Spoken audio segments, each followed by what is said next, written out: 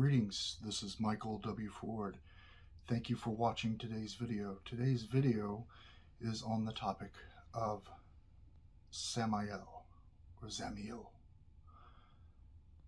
Samael, or Samael is one of the key spiritual energies, deific mass forces. One half of the Adversary, the other being Lilith, that equally in their union within man and woman beget Jiva or Chioa, which is the beast, Baphomet, the very model and symbol of the Luciferian as a practicing black magician or Satanist, or a philosophical magical approach to Luciferianism.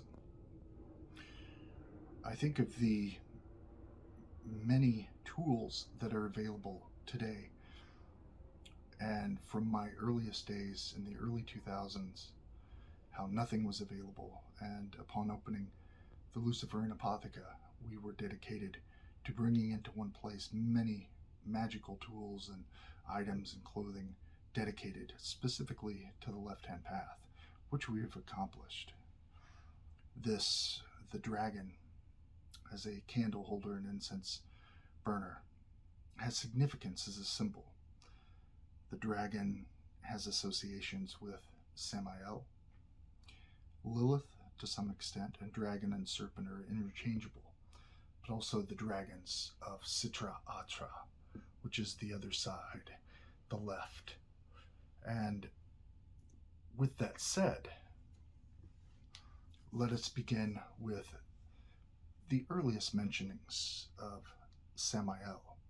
And I'm going to give a very brief, compact version to not confuse or to draw this out, because there's so much in my research in the body of work of the archetype, the spirit, the fallen angel, the adversary, Samael, that I want to keep this rather focused in the essence of this spiritual power.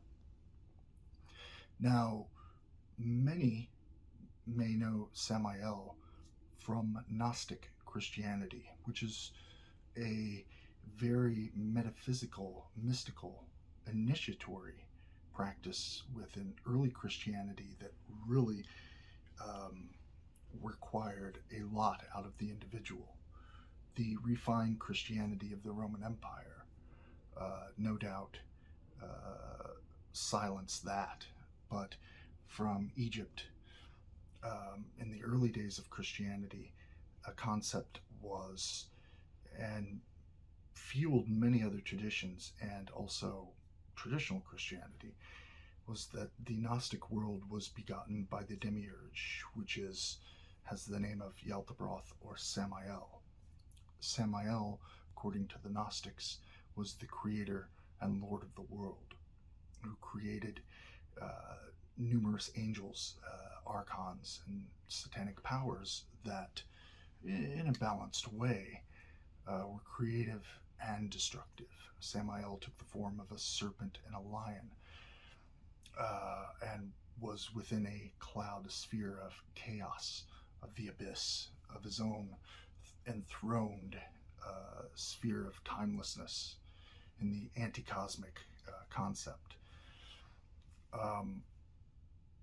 Beyond that, we see Samael in Judaism having a variation in the Ethiopic Book of Enoch, Samael. And in the Book of Enoch, as I've done much work and dedicated magical work to, these 200 watchers brought the black flame to humanity. And the Ophites, who were another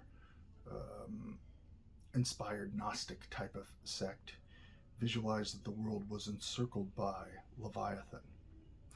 And they gave the serpent, according to the church father Irenaeus, they gave the serpent a double name, Michael and Samael. And his name is Samael in the Greek version of the Hebrew work. Now, this shows a balanced sense, and there's also associations with Samael as Metatron, the kind of smaller version of Yahweh, a ruling, terrible angel. I find demonology and angelology very interesting from a mythological standpoint, but also in the poetics and how it has, from an adversarial point, inspired Luciferianism and my magical work, specifically within the Qliphoth and some of the foundations. Now, in the Greek apocalypse of Baruch, it was Samael as the angel who planted the vine, which would attract Eve and Adam, in which he offered them the fruit of knowledge of the black flame. We see in the Ascension of Isaiah an apocalyptic work, and these pseudo-egrifia and pseudo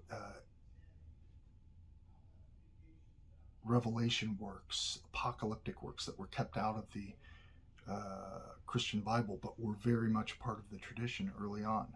Names in a beautiful way in the Ascension of Isaiah, Beliar, which is Lord of the Forest, Belial, without yoke, Lord of the Earth. And Beliar is identified with Samael in the text, and he, in a spirit form, dominates or embraces King Manasseh to take his body and do what he will. The concept of the serpent reveals the nature of Samael, the serpent, in the Jewish tradition. Plays in that Samael, who's described as having 12 wings, while other angels have 6. He's considered the most powerful in the Zohar, the Kabbalah texts, much of the Hebrew tradition.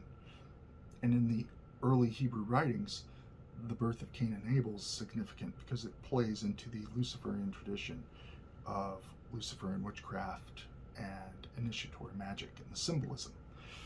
So Samael assumed the form of a serpent. Now, it could be via the imagination appearing in the mind, or by possessing, if you consider that literal. But these are myths.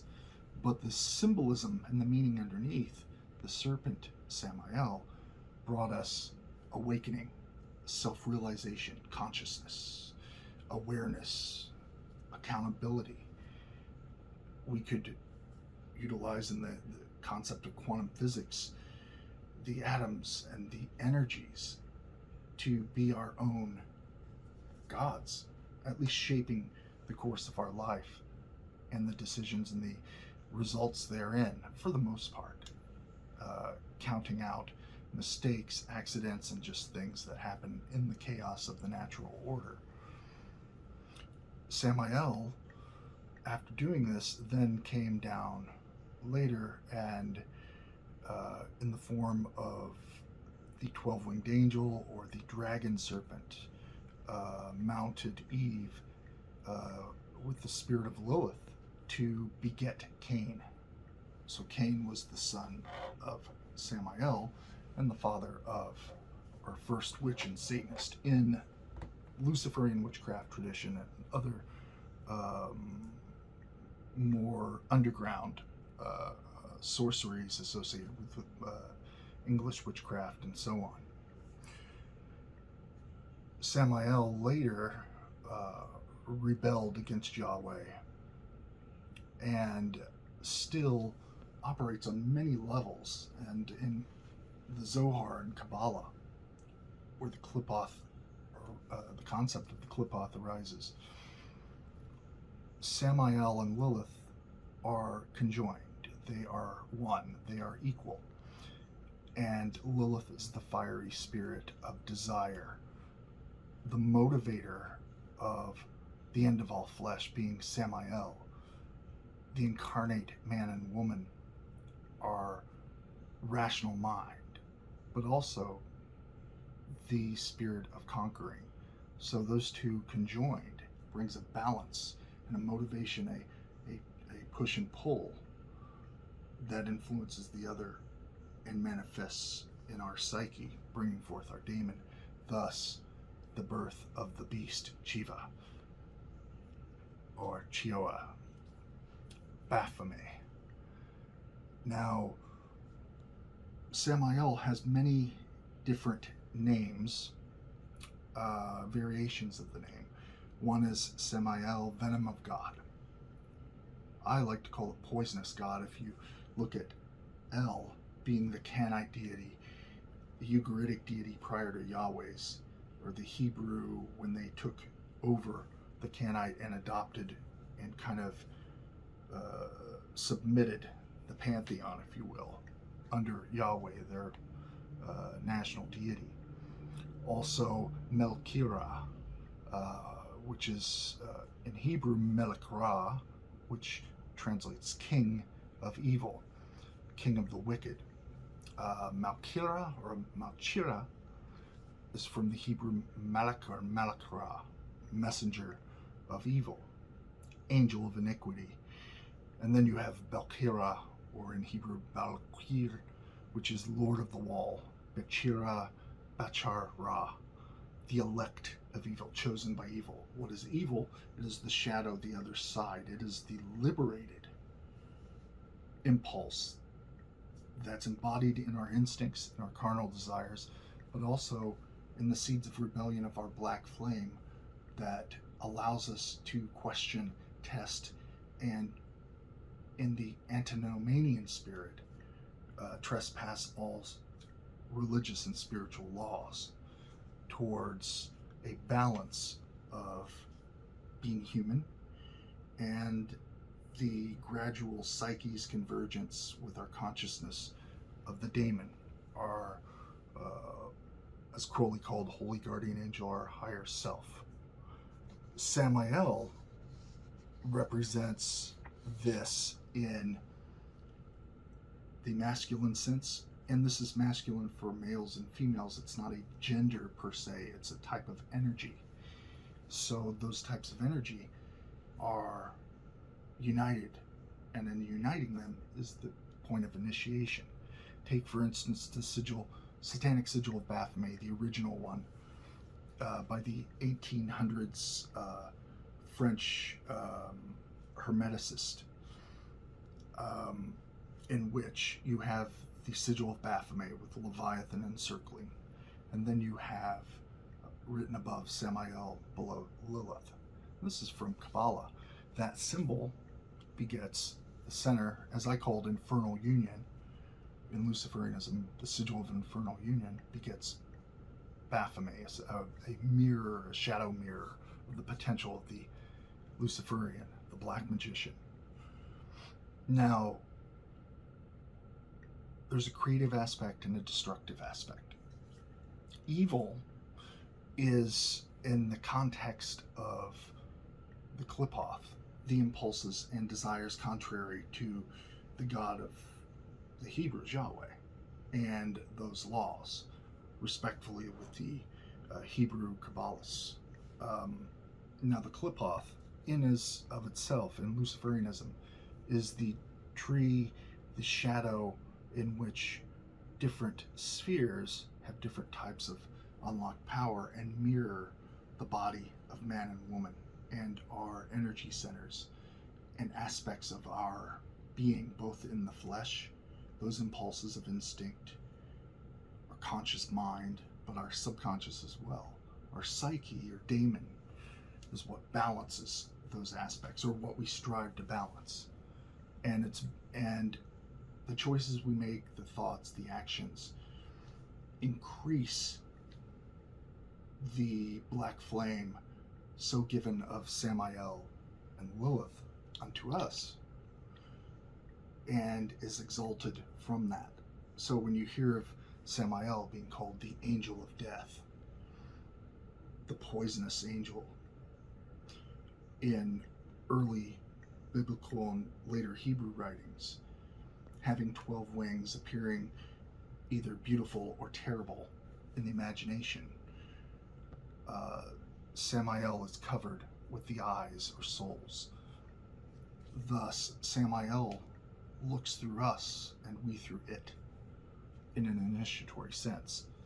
So in the more, once you get used to, like in the book Apotheosis or Bible, the Adversary, liberation, illumination, apotheosis, once that momentum is built in your personal initiation, just your course of life, not just your studies, but applying it in a balanced way in life and in your mind, in doing those, you go forth in the path of striving for the great work of attaining the conversation and knowledge of your daemon, your true will, and the unity of Samael and Lilith, continually in different parts of your life, because you're going to have knowledge and insight over subjects that you might have had 10 years ago, thought you had a mastery in. You'll look at them different. It'll be a greater source of inspiration and imagination towards your desires and what you wish to explore in the Qliphoth. So Samael is thus an archangel, a seraphim, a fallen angel, essentially the manifestation in all the religious texts of Satan, Lucifer, as the bringer of light. Samael also represents will to power and the conquering spirit, the archangel of Rome. So in the Luciferian sense, the satanic spirit of Samael is identical to Azazel, which is another name connected, and Belial. So I hope that in approaching this subject, you look at Dragon of the Two Flames, Fallen Angels, Bible, the Adversary, Liber HVHI, the new edition that will come soon, and there's a forthcoming work, my crowned satanic Luciferian grimoire, Bible of the Devil, if you will, but on a level that I've not done, with a depth that I've not done, written in a specific style that mirrors the Adversary from several cultures, but from a mirror reflecting the shadow back as one. That work will contain hymns and the ceremonies of such. A shout out to my colleague and friend Stefano, who has a dedication to Samael and his order, and take those works, explore, and slowly you'll begin to apply and understand how to approach the Qliphoth. Until then, check Luciferian Apotheca for many ritual talismans, tapestries, altar cloths, all types of things, incense, dedicated and crafted in the name and honor of Samael and Lilith, the Adversary. Banama Araman.